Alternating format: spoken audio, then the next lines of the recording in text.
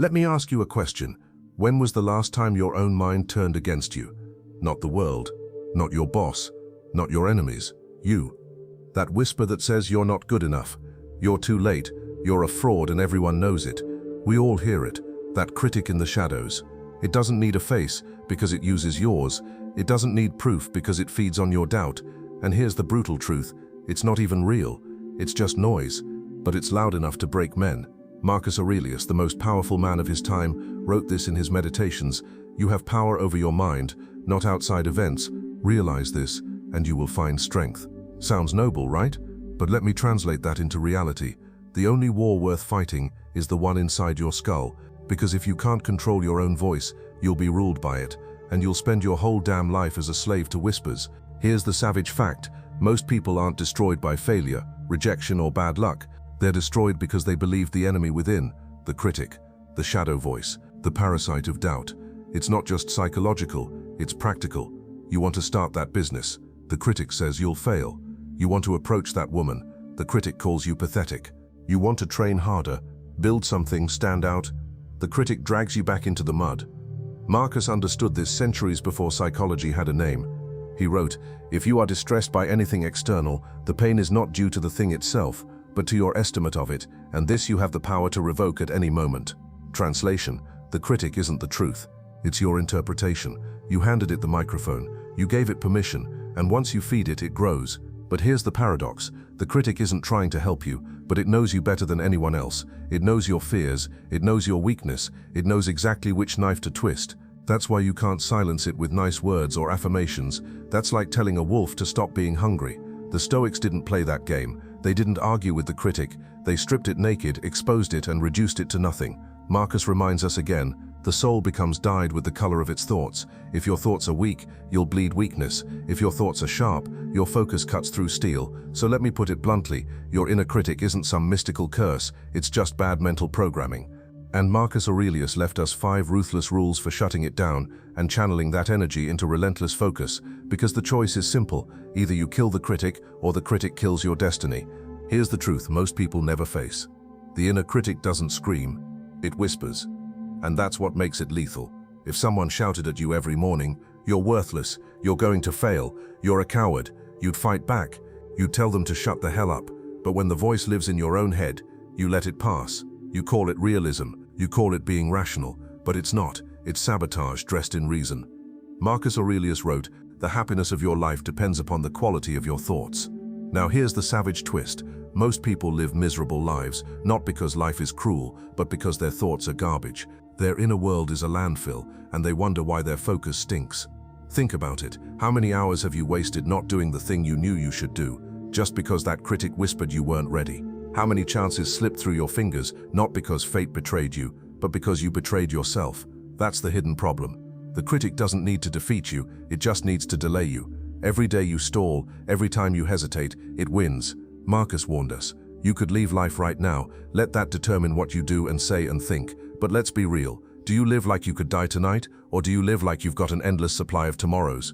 The critic thrives on that lie, that you have time, and so you scroll instead of creating, you talk instead of acting, you dream instead of building. You say, "Tomorrow I'll start," but tomorrow doesn't exist. It's a mirage, and by the time you realize it, the critic has stolen decades. Here's the part nobody wants to admit. The critic isn't even interested in truth. It's addicted to safety. It would rather you to rot in mediocrity than risk humiliation. It would rather keep you invisible than watch you fail in the open. That's why most people never escape the cage, because the critic convinces them the cage is home. Marcus didn't tolerate that illusion. He wrote, "It is not death that a man should fear, but he should fear never beginning to live." That's the knife, not dying but never living. And that's exactly what the critic ensures, a half-life, a dull existence where you never test your potential, never find out what you could have been. So let's strip it bare.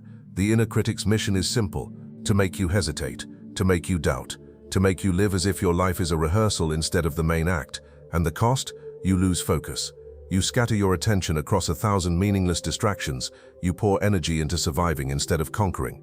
The critic doesn't need chains, it just needs whispers, and those whispers have shackled more men than prisons ever have. This is the disease Marcus diagnosed 2,000 years ago. And unless you cut it out, it will drain you until you're nothing but bones and regret. Here's the part nobody wants to face. If you never silence the critic, your life will rot from the inside out. Not all at once, not dramatically, slowly, quietly, one compromise at a time, one hesitation at a time, until one day you look in the mirror and realize the person staring back isn't the man you dreamed of becoming. It's the man your critic molded. Marcus Aurelius warned us, "It is not that we have a short time to live, but that we waste much of it." The critic is the master thief of time. Not death, not fate, your own mind. That inner voice has stolen more years from men than war, disease, and disaster combined. Because at least those enemies are visible. At least you see them coming. But the critic, it eats your life in silence. You never notice until the bones are bare. Look around. How many men do you know who wanted to build something great, but never got around to it? How many wanted to write, to start, to change, but stayed exactly the same for decades? They didn't lack intelligence, they didn't lack opportunity, they lacked the courage to strangle the critic. Marcus writes again, "A man's worth is no greater than the worth of his ambitions." Read that again, slowly. If your ambitions shrink under the critic's poison, your worth shrinks with it. You become a ghost in your own life. And here's the savage reality. The critic doesn't just block focus. It kills confidence, creativity, and courage. It makes you second-guess every decision. It makes you terrified of failure. It turns you into a cautious shadow while your potential rots. The unseen consequence isn't just wasted years, it's a wasted identity. Because who are you really, if every move you make is filtered through fear? Who are you if every dream you have is strangled before it's born? You're not you anymore, you're just the echo of your critic. Marcus put it coldly, stop wasting time arguing what a good man should be. Be one. But here's the tragedy. The critic makes you argue forever. Should I? Shouldn't I? Am I ready? Am I good enough? By the time you stop debating, the world has already moved on. And then comes the final consequence. You reach the end. The bed. The silence before the void. And you realize the critic never stopped you from dying. It only stopped you from living. That's the kind of regret you can't negotiate with. That's the moment where you finally understand Marcus's most brutal truth. You could leave life right now. And in that second, it's too late to silence the critic. Because the critic was never real. It was just your fear given a voice. And you wasted everything obeying it. That's the horror of letting the critic win. Not that you die, but that you die never having lived. 5 Marcus rules. You've seen what happens when you let the critic win. Wasted time, wasted life. Now let's rip the chains off. Marcus Aurelius didn't just warn us about the critic, he left behind rules. Brutal, clear, inescapable. 5 weapons to end the whispering parasite for good. Rule 1. Own your mind like a fortress. Marcus wrote, "You have power over your mind, not outside events. Realize this and you will find strength." Here's the savage reality. Most people guard their homes, their wallets, their phones, but they leave their mind wide open like an unlocked door in a bad neighborhood. The critic strolls in, feet on the table, and runs the place. You don't control the world, but you do control the voice you let echo in your head. And if you don't own your mind like a fortress, the critic will squat there rent-free until you're broken. The next time that voice whispers doubt, don't argue with it. Don't reason with it. Crush it. Replace it with action. Not a thought. Action. Fortresses aren't defended with opinions. They're defended with stone, steel, and discipline. Rule 2. Treat today like your last. Marcus wrote, "You could leave life right now. Let that determine what you do and say and think." You know what fuels the critic? The lie of tomorrow. The critic tells you, wait, you'll start later. You'll fix it when you're ready. But if today was your last, would you tolerate that voice? Would you waste another hour scrolling, sulking, doubting? Hell no. You'd act. Every time the critic tries to stall you, weaponize death, ask yourself, if I died tonight, would I regret listening to this voice? If the answer is yes, silence it with movement. Do the damn thing. Today, not tomorrow. Rule 3. Starve the parasite. Marcus wrote, "The soul becomes dyed with the color of its thoughts." The critic feeds on weak thoughts the way parasites feed on blood. Feed it long enough, and it becomes your whole identity. The only way to kill a parasite is to starve it. Stop giving it your energy. Stop feeding it your fear. The critic only lives if you keep entertaining its whispers. Catch yourself when you replay self-doubt. Don't analyze it. Don't wallow. Cut it off mid-sentence. Replace it with one thought. Focus. Not am I ready? Not what if I fail? Just focus. Every time you do this, you weaken the critic until it dies of starvation. Rule 4. Crush hesitation with brutality.